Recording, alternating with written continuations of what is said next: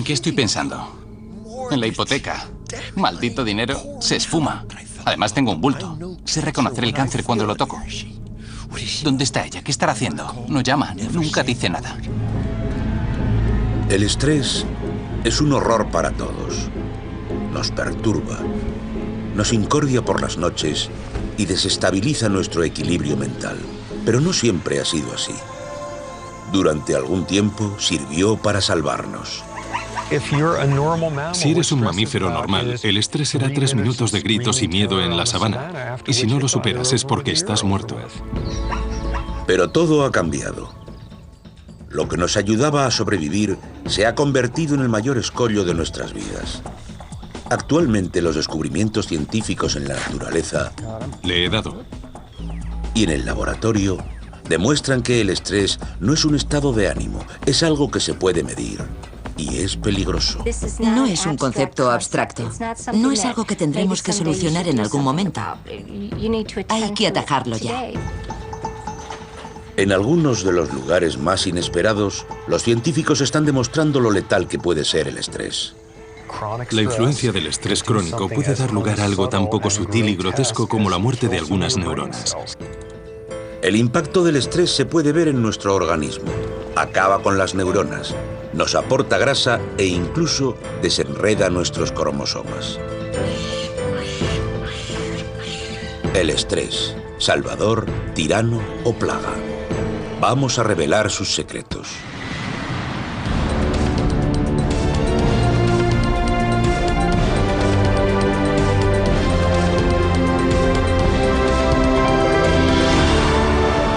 Estrés, peligro de muerte.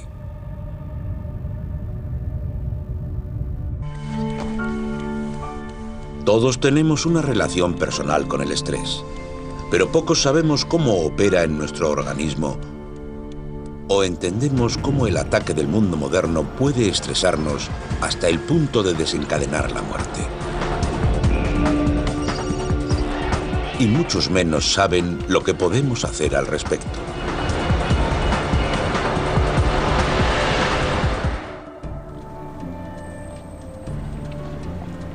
Pero durante las 3 últimas décadas, el neurobiólogo de la Universidad de Stanford, Robert Sapolsky, ha investigado sobre el estrés, cómo afecta a nuestro cuerpo y cómo nuestro estatus social puede hacernos más o menos susceptibles. ¿Es eso una mala noticia? Pasa la mayoría de su tiempo impartiendo clases e investigando sobre el estresante mundo de la neurología. Ese es el gran contraste. Pero eso es solo una parte de su historia. Durante unas semanas, todos los años, Sapolsky cambia de laboratorio y viaja unos 14.500 kilómetros hasta las llanuras de la reserva Masai Mara, en Kenia, al este de África.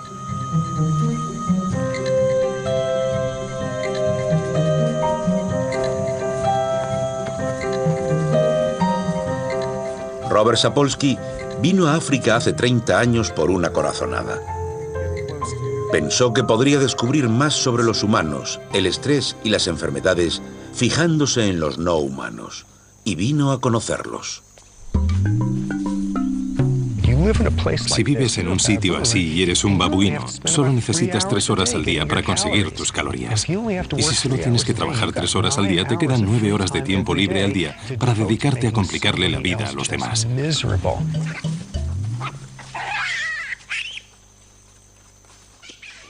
No se sienten continuamente estresados por los leones, pero sí se estresan unos a otros. Se ven estresados por las complicaciones sociales y psicológicas que crea su propia especie. Son el modelo perfecto de las enfermedades causadas por el estrés en Occidente. Para determinar el precio que está pagando su cuerpo debido al estrés, Sapolsky quería examinar a estos babuinos salvajes a nivel celular por primera vez.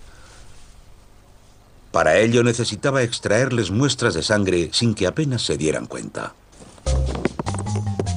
Lo que intentamos es anestesiar a un babuino sin que él se entere, porque no queremos que tenga ese tipo de estrés. Así que no podemos subirnos al jeep y perseguirle arriba y abajo durante 3 horas y al final, cuando esté cansado, lanzarle un dardo con anestesia.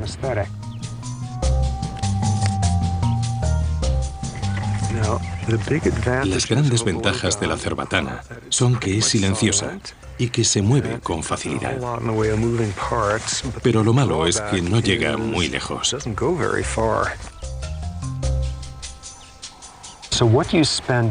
Así que pasamos muchísimo tiempo intentando averiguar cómo pasar inadvertidos entre los babuinos.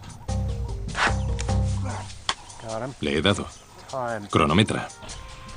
Vale, está temblando. Ahí va. De cada muestra de sangre de los babuinos, Robert mide los niveles de las hormonas más relacionadas con el estrés. Para dar sentido a lo que pasa en el cuerpo, hay dos hormonas que son las mulas de carga de nuestras respuestas ante el estrés. Una de ellas la conocemos todos, la adrenalina, que en Estados Unidos se llama epinefrina. Y la otra es una hormona menos conocida que se denomina glucocorticoide. Se libera a través de la glándula suprarrenal junto con la adrenalina. Forman la columna vertebral del estrés. Dicha reacción y dichas hormonas son relevantes para la supervivencia. El estrés aparece cuando alguien quiere comerte o cuando tú quieres comerte a alguien. En ese momento tiene lugar una crisis inmediata. Cuando corres para salvar la vida, lo único importante son ciertos factores básicos. Los pulmones trabajan más para bombear grandes cantidades de oxígeno a la sangre. El corazón se acelera para bombear ese oxígeno al cuerpo para que los músculos respondan al instante. Necesitas que te aumente el pulso para repartir toda la energía. Hay que apagar todo lo que no sea esencial, como el crecimiento o la reproducción. Temes por tu vida, no hay tiempo para ovular ni para reparar tejidos y demás. Puedes hacerlo después si sobrevives. Cuando la cebra se escapa, su respuesta ante el estrés se anula. Pero los humanos no encuentran el botón de apagado. Nosotros tenemos la misma reacción de estrés ante estados puramente psicológicos. Al tener dicha reacción de estrés ante los atascos, nos regodeamos en un corrosivo baño de hormonas. Aunque no sea una cuestión de vida o muerte, hiperventilamos, el corazón se acelera y los músculos se tensan.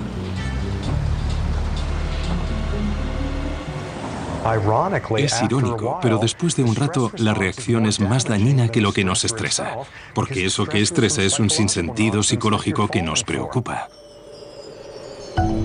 El estrés es la manera que tiene el cuerpo de actuar ante un reto, ya sea un reto a vida o muerte, algo trivial o divertido. A la cantidad adecuada de estrés la denominamos estimulación. Nuestro objetivo en la vida no es deshacernos del estrés, sino tener el tipo correcto de estrés, porque cuando es el adecuado, nos encanta.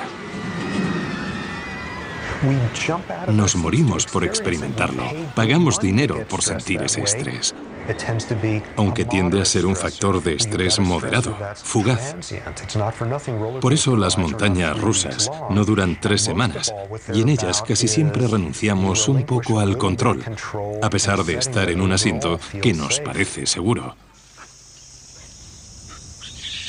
Pero en la vida real, para muchos de nosotros, que somos primates igual que los babuinos de Robert, el control no es una opción.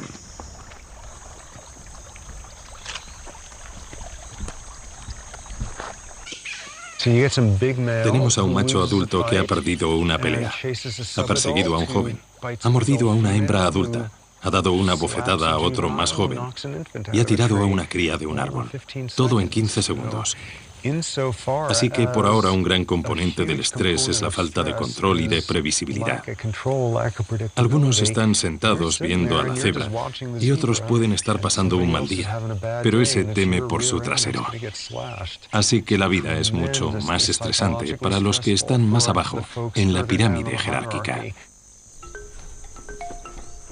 Uno de los primeros hallazgos de Robert fue identificar el nexo entre el estrés y la jerarquía de los babuinos.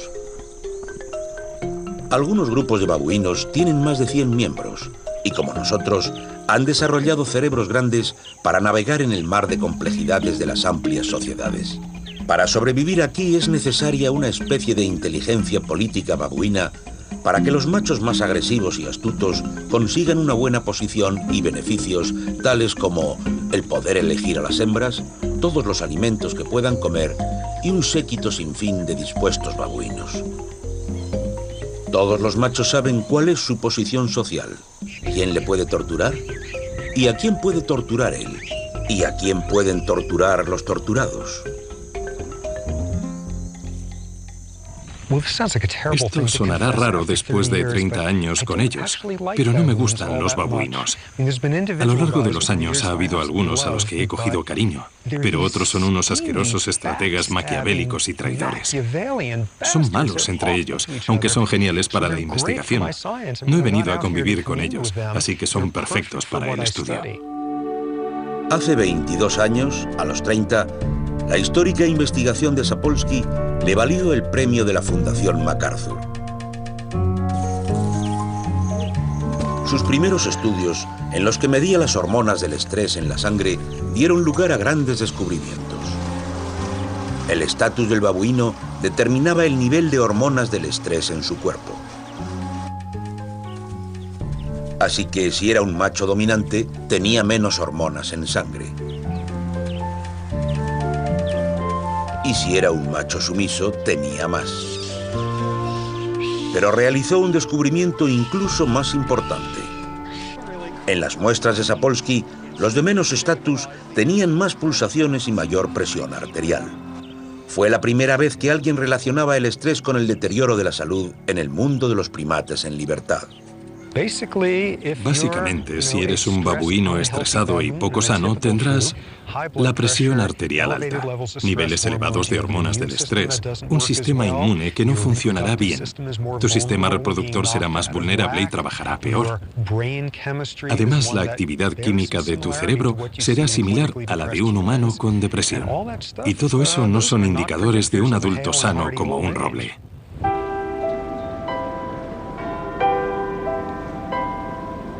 ¿Podría ser esto igual en otro primate? Mientras Robert Sapolsky estudiaba el estrés en los babuinos, el profesor Sir Michael Marmot dirigía otro estudio en Gran Bretaña que realizó un seguimiento sanitario a más de 28.000 personas durante 40 años. Se denominó Whitehall, por la ciudadela de la administración pública, donde todos los trabajos siguen una jerarquía muy precisa. Aquel lugar era el laboratorio perfecto para determinar si en los humanos había relación entre el estatus y el estrés. Eso es lo importante del estrés. Creo que hay que diferenciar entre el estrés puntual y el crónico. Yo he estado bajo estrés crónico en esta organización porque yo aquí no encajo. Kevin Brooks es fiscal del Estado. Su rango, que es del nivel 7, significa que tiene poca responsabilidad.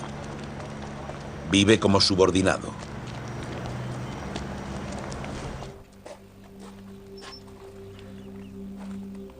Sarah Goodall también es funcionaria, pero a diferencia de Kevin tiene más experiencia. De uno u otro modo, hay unas 160 personas bajo mi tutela. Me gusta mucho trabajar para el gobierno. Es muy dinámico y puede llegar a ser emocionante. Me gusta trabajar con mucha gente, así que sí, me gusta mi trabajo. Estas diferencias ejemplifican uno de los descubrimientos más impresionantes del estudio Whitehall. Primero, demostró que cuanto más abajo en la jerarquía, hay más riesgo de padecer enfermedades cardíacas y de todo tipo.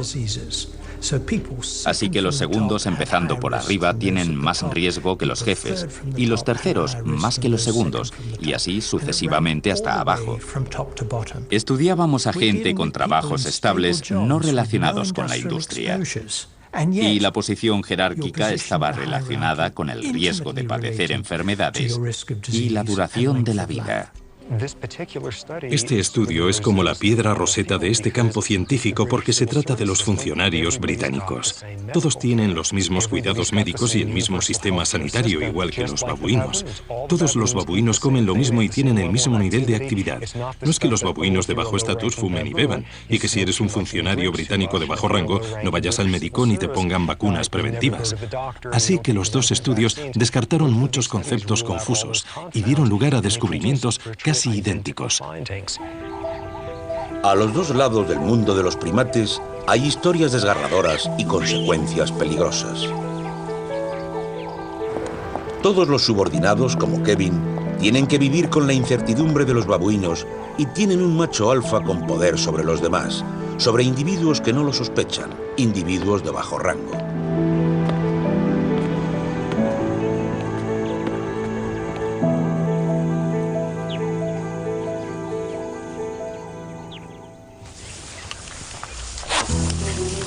Le has dado.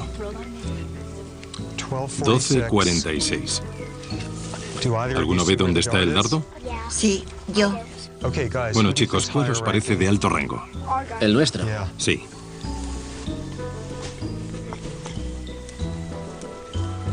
Fijaos bien, aseguraos de que el otro no le moleste. Este año, Robert ha traído a su familia a África.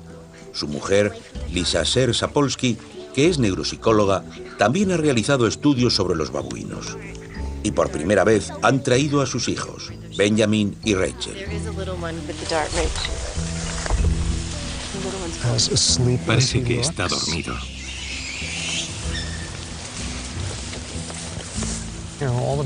Todos los babuinos están dispuestos a que cualquier humano venga a asustarlos y a tocarlos. Pero ya no se les mete en un saco. Dios mío, está ahí. Ahí. Ya no. Vale. No es como llevarse a los niños al trabajo. Pero esto forma parte de lo que soy y de lo que mi mujer y yo somos. Y si los niños quieren saber lo que hacemos, esto es fundamental. Como en otras temporadas, Robert controla cómo reaccionan los individuos de todos los niveles dentro de la jerarquía de los babuinos y cómo se recuperan del estrés. Ahora vamos a retar al sistema, incrementando las dosis de epinefrina.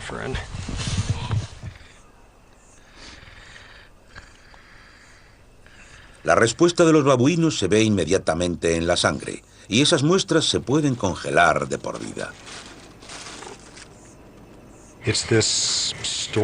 En este almacén de sabiduría potencial, tengo 30 años de muestras de sangre congeladas, porque nunca se sabe cuándo aparecerá una nueva hormona o cualquier cosa. Entonces tendría que sacar todas esas muestras de cuando Jimmy Carter era presidente. 1,50. Ampliar la investigación del estrés es una idea reciente. Cuando Robert tenía la edad de Rachel, los científicos pensaban que el estrés solo era la causa de un problema importante. Those stomach pains that you talk about, the gnawing, the burning, those are obvious symptoms of gastric ulcer. Hace 30 años, la dolencia relacionada con el estrés que se le venía a la mente a la gente eran las úlceras. Estrés y úlceras. Y de hecho fue la primera dolencia relacionada con el estrés que se descubrió hace ya 70 años. What I want you to do is to work on your attitude. My attitude? That's right. Ulcers breed on the wrong kind of feelings. You've got to be honest with yourself about the way you feel about things. Finding a new doctor sounds like a better answer to me. La conexión entre el estrés y las úlceras fue lo más recurrente entre los médicos hasta la década de los 80. Después, unos investigadores australianos identificaron una bacteria como causante de las úlceras. Esto cambió todo por completo. Se descubrió que no tenía nada que ver con el estrés porque era una dolencia bacteriana. Y apuesto lo que sea que cuando los médicos digestivos del planeta se enteraron, salieron a celebrarlo. Fue una buena noticia. Ya no tendrían que sentar a sus pacientes y preguntarles, mirándoles a los ojos, qué tal les iba y si estaban estresados. No tenía nada que ver con el estrés, era una dolencia bacteriana. Así que la solución ya no era tratar el estrés. Ahora podía tratarse con algo tan sencillo como una pastilla. Fue un gran descubrimiento. El estrés no producía úlceras.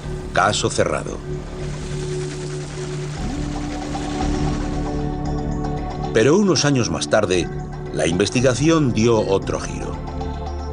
Los científicos averiguaron que la bacteria causante de las úlceras no era única. De hecho, unos 2/3 de la población la tienen. Pero, ¿por qué solo algunos desarrollan las úlceras? La investigación desveló que con el estrés, el cuerpo empieza a cerrar los sistemas que no son imprescindibles, y entre ellos, el sistema inmunológico, quedó claro que si el sistema inmunológico no funciona, la bacteria estomacal tiene vía libre. Porque lo que hace el estrés es impedir que el cuerpo repare las paredes del estómago cuando empiezan a pudrirse debido a la bacteria. Así que el estrés puede causar úlceras, impidiendo que el cuerpo se regenere. Si el estrés puede minar el sistema inmunológico, ¿qué más trastornos puede provocar? La respuesta la encontramos en una colonia de macacos que vive cerca de Winston-Salem, en Carolina del Norte. La gente piensa que el estrés es algo que les mantiene despiertos por la noche o les hace gritar a sus hijos. Pero cuando me preguntan a mí qué es el estrés, digo, mirad, es una gran placa en las arterias. Eso es lo que es. Durante 2 décadas, la doctora Carol Saibeli ha estudiado las arterias de los macacos. Igual que los babuinos y los funcionarios británicos, estos primates se organizan en diferentes grupos jerárquicos y están sujetos a estrés social.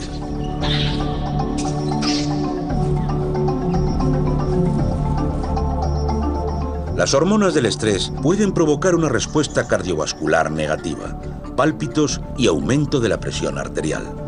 Así que si el estrés es de bajo rango, el sistema cardiovascular de un macaco con estatus alto, llamémosle primate jefe, ¿será diferente del de sus subordinados?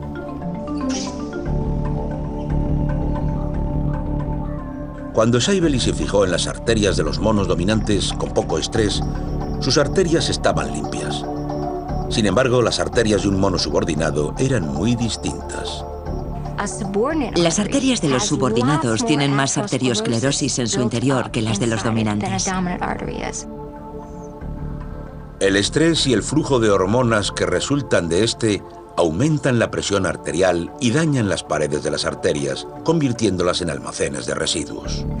Así que ahora, cuando te sientes amenazado, tus arterias no se expanden, el corazón no consigue bombear más sangre y eso puede dar lugar a un infarto.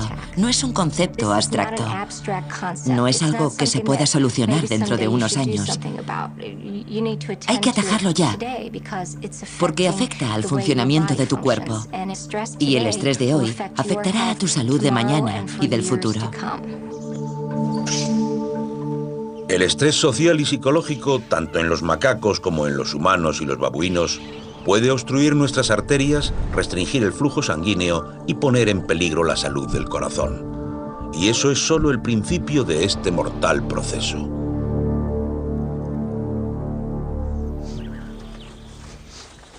Las primeras investigaciones de Robert demostraron que el estrés puede afectarnos de una manera incluso más peligrosa. Cuando empecé con todo esto, me centré en lo que por aquel entonces me pareció una idea completamente inverosímil. El estrés crónico y la exposición crónica a los glucocorticoides podía dar lugar a algo tan grotesco como la muerte de algunas neuronas. Durante la realización de su doctorado en la Universidad Rockefeller a principios de los 80, Sapolsky colaboró con su mentor, el Dr. Bruce McEwen, para descubrir la acción del estrés en el cerebro. Produjeron estrés crónico en ratas de laboratorio y examinaron las neuronas. El equipo realizó un gran descubrimiento. Mientras las células de una rata normal tenían extensas ramificaciones, las ratas estresadas las tenían mucho menores. Y lo más interesante de todo era que las neuronas que estaban así eran las del hipocampo. En la neurobiología durante los últimos 5.000 años se ha dicho que en el hipocampo están el aprendizaje y la memoria. En esas ratas de laboratorio el estrés afectó a la zona del cerebro responsable de la memoria. El estrés afecta a la memoria en dos sentidos. El estrés crónico cambia los circuitos cerebrales de tal forma que se pierde capacidad para recordar bien las cosas. Pero un estrés más severo podría tener otro efecto. Se suele considerar que el estrés nos hace más tontos, pero lo que hace es que no nos acordemos a corto plazo de cosas que sabemos muy bien. Además de minar la salud, el estrés puede hacernos sentir miserables. Carol Saibeli quiso saber por qué y empezó analizando el placer y no lo contrario. Saibeli sospechaba que había relación entre el estrés, el placer y la jerarquía social. Al igual que el estrés, el placer está ligado a la química cerebral. Cuando en el cerebro se libera un neurotransmisor denominado dopamina, las neuronas se unen a los receptores del placer.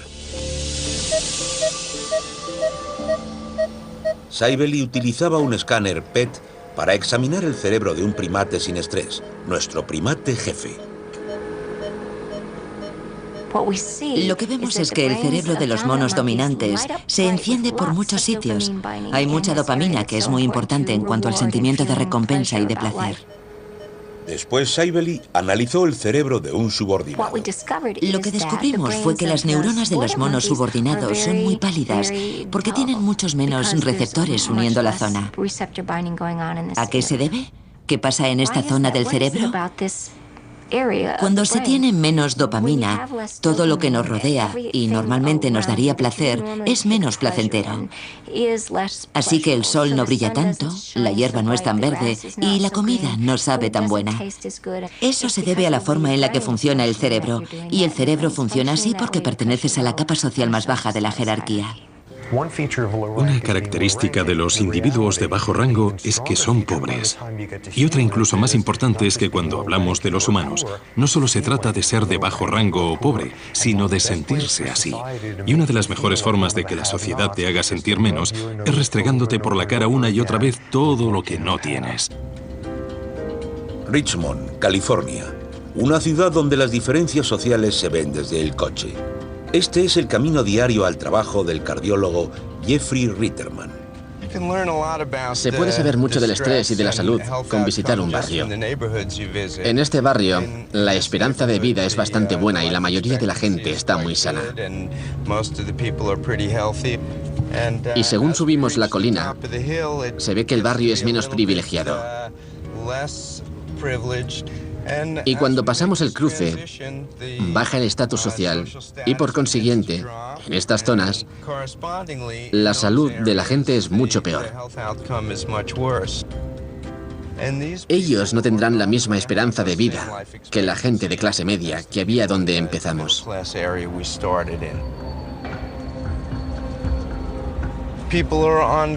La gente está en guardia, vigilando. Viven con más estrés. Este barrio produce hormonas de estrés y con el tiempo eso pasa factura. Uno de los pacientes de Ritterman es Emmanuel Johnson, de 65 años. Es trabajador social en uno de los barrios más peligrosos de Estados Unidos. El año pasado creo que tuve 47 homicidios. Y en los últimos 4 días hemos tenido 11 tiroteos y 3 muertos. Sé que 9 de cada 10 veces morirá un familiar o un conocido de los niños. Para Emmanuel Johnson, la exposición a este tipo de estrés tiene un precio. Hace 5 años me dio un infarto y soy diabético. Tengo que trabajar con estas cosas porque llevo en esto 20 años. Este trabajo es muy estresante, así que con los años ha ido apareciendo el colesterol, la tensión, el azúcar, pero el estrés siempre ha estado ahí, mucho antes que lo demás. En cambio, el cuerpo de Emmanuel Johnson quizá nos diga otra cosa sobre el estrés. El estudio Whitehall de Inglaterra descubrió un nexo increíble entre el estrés, la posición en la jerarquía social y el sobrepeso. No solo tiene que ver con el peso, sino con dónde se cogen esos kilos. Y la distribución del peso está relacionada con el estatus en la jerarquía. Y eso, a su vez, puede estar relacionado con el estrés crónico. Entonces dijimos, ¿eso pasará en los monos porque se organizan jerárquicamente? Y resultó que sí. Los monos subordinados son más propensos a tener grasa en el abdomen que los dominantes. Creo que la observación más increíble que he realizado en el laboratorio es esto de que el estrés puede cambiar la forma en la que se deposita la grasa en el cuerpo. Para mí era muy extraño descubrir que eso podía modificar la forma en que se distribuye la grasa. Sapolsky, Saibeli y otros investigadores piensan que el estrés podría ser un factor importante en la epidemia de la obesidad. Y lo que es peor, que la grasa producida por el estrés es peligrosa. Sabemos que la grasa del tronco o del abdomen es mucho peor que la del resto del cuerpo. Se comporta de otra manera, produce diferentes hormonas y productos químicos y afecta de un modo distinto a la salud. La gente tiene que valorar más la reducción del estrés, sea lo que sea. Creo que el problema de nuestra sociedad es que no valoramos la reducción del estrés. De hecho, valoramos lo contrario. No solo valoramos a los que pueden hacer dos cosas a la vez, sino que valoramos aún más a los que pueden hacer 5. Admiramos a esa gente. ¿Cómo lo harán? Pues esa es una forma de vivir muy estresante. Tenemos que cambiar nuestros principios y valorar a la gente que lleva una vida equilibrada y tranquila.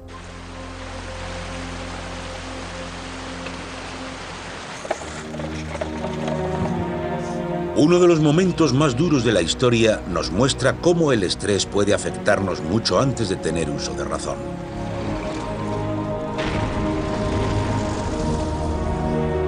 Holanda, finales de 1944. Un invierno devastador y un ejército de ocupación conspiran para sembrar la hambruna. Se conoce como la hambruna holandesa de 1944. Para los que sobrevivieron a aquello, los recuerdos son horribles. No tenía nada. No podía dar de comer a mi hijo. Estaba enferma y encima tenía que cuidar al niño. Fue terrible. Fui a la iglesia, a la Plaza Dam, al lado del palacio, y le pregunté a la mujer del sacerdote si podía quedarse con el niño durante la guerra, porque yo no podía. La investigadora holandesa Tessa Roosboom había oído muchas trágicas historias de la época. Ella y su equipo querían saber si aquello tuvo efectos a largo plazo. Roosboom sabía que nuestro cuerpo responde a la hambruna igual que ante otros factores de estrés. Así que observó si los fetos de las mujeres embarazadas durante ese duro periodo podían haberse visto afectados por el estrés. Gracias a los meticulosos informes de los holandeses, Roosboom pudo identificar a más de 2.400 personas que podrían haber sido afectadas. Ella y su equipo analizaron los datos de los nacidos durante y después de la hambruna y llegaron a una sorprendente conclusión. Se podría decir que los bebés se vieron expuestos a estrés durante la gestación y todavía, 60 años después, siguen sufriendo las consecuencias. Muchos de los niños de la hambruna holandesa de 1944 siguen vivos hoy en día y tienen más de 60 años. Muchos de ellos aún tienen cicatrices de aquella guerra. Vimos que los bebés que se concibieron durante la hambruna tienen mayor riesgo de padecer enfermedades cardiovasculares, tienen más hipercolesterolemia, más estrés, y normalmente tienen peor salud que la gente que nació antes o fue concebida después. Según los investigadores, las hormonas que había en la sangre de la madre produjeron un cambio en el sistema nervioso del feto cuando intentaba sobrevivir al hambre. Este fue el primer contacto del feto con el estrés. 6 décadas después, el cuerpo de los niños de la hambruna sigue recordándolo. Sabemos que el almacenamiento de células grasas no es lo único que es vulnerable a hechos como este. También lo es la química cerebral y la capacidad de aprendizaje como adulto. La capacidad de respuesta adaptada ante el estrés y no la inadaptada. Lo predispuesto que se está ante la depresión y lo vulnerable que se es a los desórdenes psiquiátricos. Otro mundo en el que la experiencia y el estrés pueden dejar una huella horrible. Si hubiera podido elegir, no habría sido bipolar. Pero ahora que lo soy, tendré que vivir con ello. Me resulta muy difícil ser flexible. Me enfado con bastante rapidez. El fenómeno de la hambruna holandesa de 1944 se basa en la experiencia y el entorno. Empieza antes de nacer, y los ambientes adversos y estresantes pueden dejar huella y cicatrices de por vida.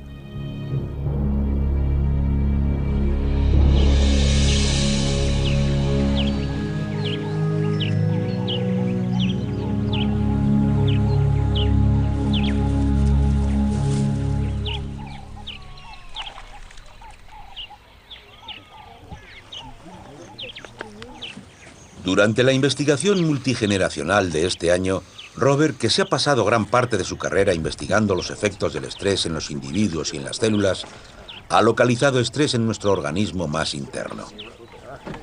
Una de las cosas más interesantes que hemos descubierto es que centrándonos en la base de lo que es el estrés a nivel celular, ahora los genes trabajan la mitad de lo que lo hacían hace años.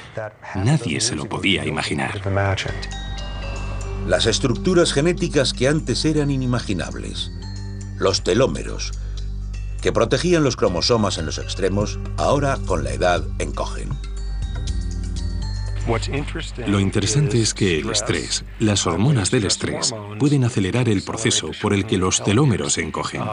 Así que al comparar a dos personas de la misma edad, si una es de bajo rango y tiene muchas hormonas del estrés, veremos que tendrá los telómeros más pequeños. ¿Y cómo se puede aplicar este descubrimiento a los humanos? San Rafael, California. Una vez a la semana, Janet Lawson tiene una cita muy importante. Se reúne con otras madres para compartir experiencias que les han producido estrés crónico. Pierde el equilibrio y eso me da miedo. Así que anoche salimos y le compramos un casco nuevo de broma. Se hace mayor y quiere más independencia. Es duro. Todas ellas tienen hijos discapacitados. Mi hijo solo tiene 8 años y lo llevo bien, pero no salgo mucho. No puedo. Hace poco, una amiga me dijo, creo que deberías dejar a Lexi vivir sola. Y eso me estresó mucho. ¿Con solo pensarlo?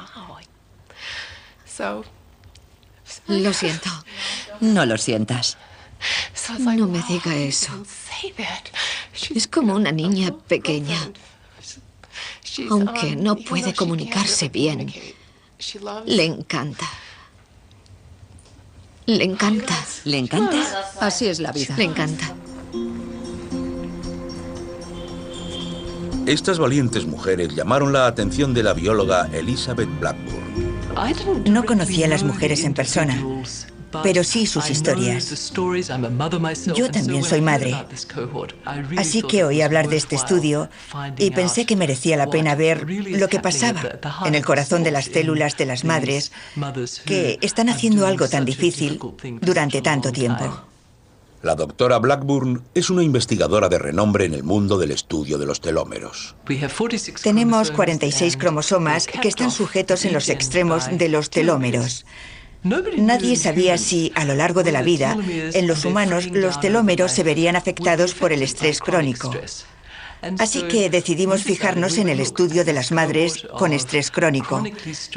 Y decidimos ver qué pasaba con sus telómeros y con el mantenimiento de estos.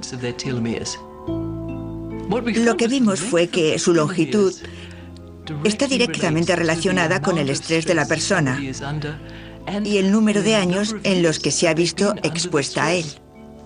Las madres con estrés fueron la base del estudio de una colega de la doctora Blackburn, la psicóloga Elisa Eppel. Las madres que tienen niños pequeños padecen mucho estrés. Suelen buscar el equilibrio entre el trabajo y el cuidado de los niños. Y no suelen tener tiempo de cuidarse ellas mismas. Así que, si a eso le añadimos la atención que requiere un niño con cuidados especiales, puede ser demasiado. Eso quema las reservas de energía que nos mantienen vivos, y si tienen estrés, suelen morir antes. Estas mujeres tienen telómeros más cortos, menor actividad en las enzimas y muy pocas. Por cada año que cuidas a un niño con una enfermedad crónica, envejeces unos 6 años. Es algo real. No son quejas inventadas. Es un envejecimiento médico muy serio. Y sabemos que lo causa el estrés crónico. Pero aún queda esperanza. La doctora Blackburn codescubrió una enzima, la telomerasa, que puede reparar esos daños. Eso es lo que yo llamo la amenaza de la esperanza. Los datos preliminares indican que una reunión como esta podría ser beneficiosa para la salud, ya que estimula los efectos sanadores de la telomerasa. La risa. La risa. Si no te ríes, no podrás con ello. He visto que el humor es... Hay un humor negro especial relacionado con nuestros hijos que solo entendemos nosotras. Somos las únicas que entendemos los chistes. De algún modo somos las únicas que podemos reírnos con las bromas. Una de las complicaciones del estrés es saber cuáles son los ingredientes activos que lo reducen y aumentan la longevidad. Y la compasión y el cuidado de los demás pueden ser algunos de esos ingredientes importantes. Así que esos podrían ser los factores que aumentan la longevidad y la telomerasa y rejuvenecen y regeneran las células. Así que puede que hablar y ayudar a los demás nos ayude a estar mejor e incluso a vivir más tiempo y más sanos. Hace 20 años, Robert ya descubrió indicios sobre esto. El primer grupo al que estudió, los babuinos a los que más conocía y sobre los que había escrito un libro, sufrieron un accidente que afectó profundamente a su investigación.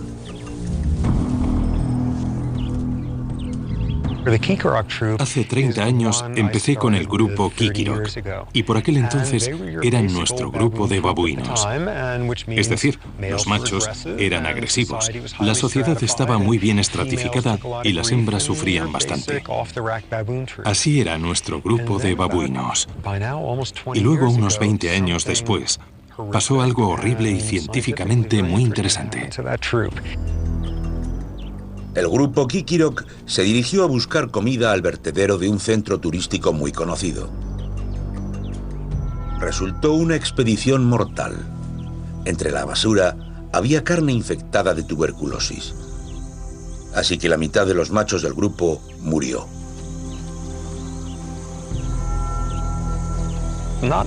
Aquello también me afectó a mí psicológicamente. Estaba muy enfadado.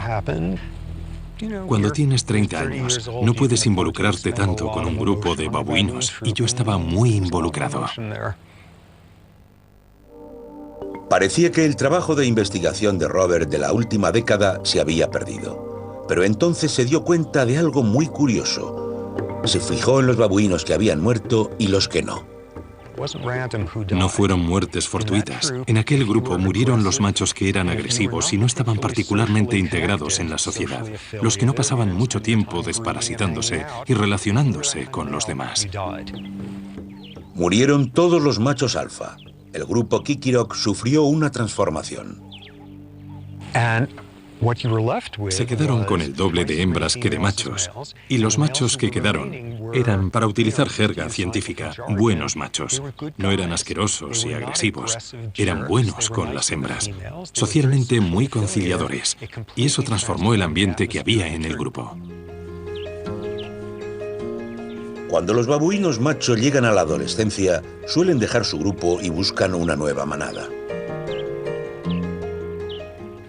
Y cuando los nuevos adolescentes se unen al grupo, son tan malos como cualquier adolescente del planeta y tardan unos 6 meses en aprender que aquí no son así, que no hacen esas cosas, no son tan agresivos, pasan más tiempo desparasitándose y los machos son más tranquilos unos con otros. Además, no conseguirán nada con las hembras si ellos están de mal humor. Los nuevos suelen tardar unos 6 meses hasta que asimilan el estilo. Dentro del mundo de los babuinos, este grupo en particular es muy poco agresivo y está muy centrado en las relaciones sociales. Son así 20 años después. Aquella tragedia mostró a Robert una lección muy valiosa. No solo sobre las células, sino también sobre cómo la ausencia de estrés puede afectar a una sociedad. ¿Tienen los mismos problemas de tensión alta? No. ¿Tienen los mismos problemas en la química cerebral y sufren ansiedad y tienen hormonas, muchas hormonas del estrés? Para nada. No solo se trata del rango, sino de lo que tu rango signifique en tu sociedad. Y lo mismo sucede con los humanos, aunque hay una pequeña diferencia. Nosotros pertenecemos a muchas jerarquías diferentes y puede que alguien tenga el peor trabajo en la empresa, sin autonomía, control ni previsibilidad. Pero puede que ese año sea el capitán del equipo de softball y seguro que tendrá todo tipo de medios psicológicos para pensar que el trabajo es solo un trabajo de 9 a 5 y que la vida va más allá, que lo importante es el softball. Soy el jefe del equipo, la gente me valora y se dará cuenta de que en lo que realmente te importa está en un buen lugar.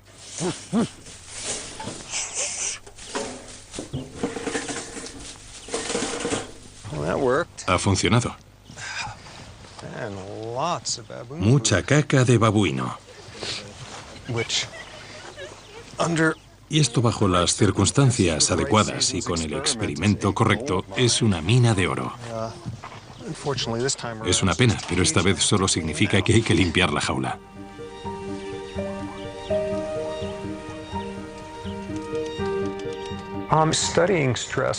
Llevo 30 años estudiando el estrés y le explico a la gente lo que tiene que cambiar de su vida. Así que supuestamente debería aplicarme lo que digo. Sin embargo, soy un tipo que está muy estresado y no hace lo que debe. Así que, ¿por qué seguir estudiando esto 80 horas a la semana? Estoy seguro de que mis consejos perderán credibilidad si me muero de un infarto a los 50. No se me da bien manejar el estrés. Una cosa que juega a mi favor es que me gusta mi trabajo y todo lo que conlleva. Eso está bien. No obstante, esto es muy diferente de la sabana africana. Aquí se puede hacer ciencia y puede ser más interesante. Te puedes duchar con agua caliente y más a menudo.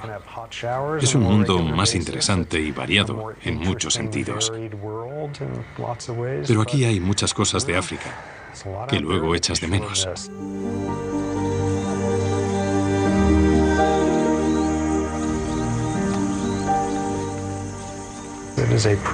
Es un sitio milagroso donde toda la comida está buena y las sensaciones son 10 veces más intensas.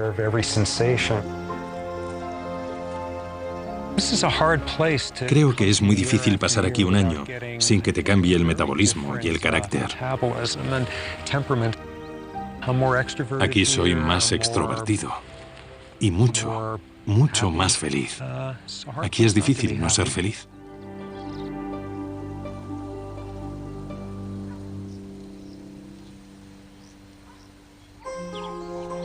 Así que un antídoto para el estrés podría ser encontrar un lugar donde se tenga el control.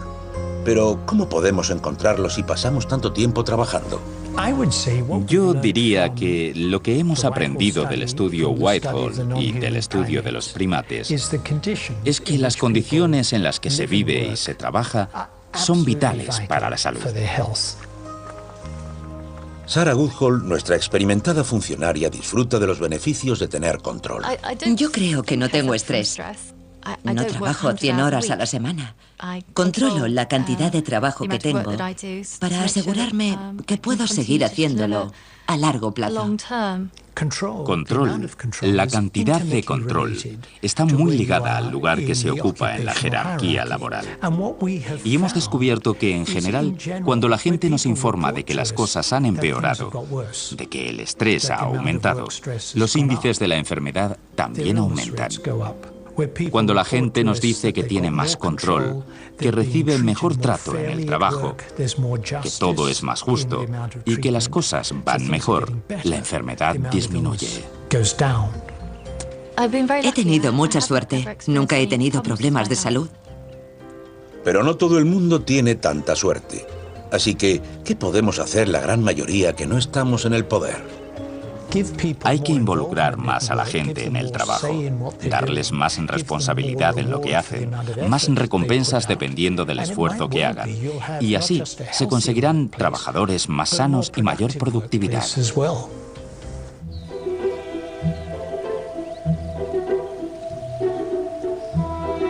¿Quién se iba a imaginar que los babuinos de Robert nos iban a enseñar lo que es la utopía del estrés?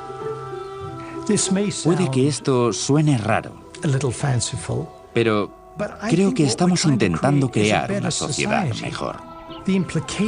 Basándonos en los estudios de los babuinos y de los funcionarios británicos, podemos crear una sociedad con las condiciones idóneas para que la gente prospere.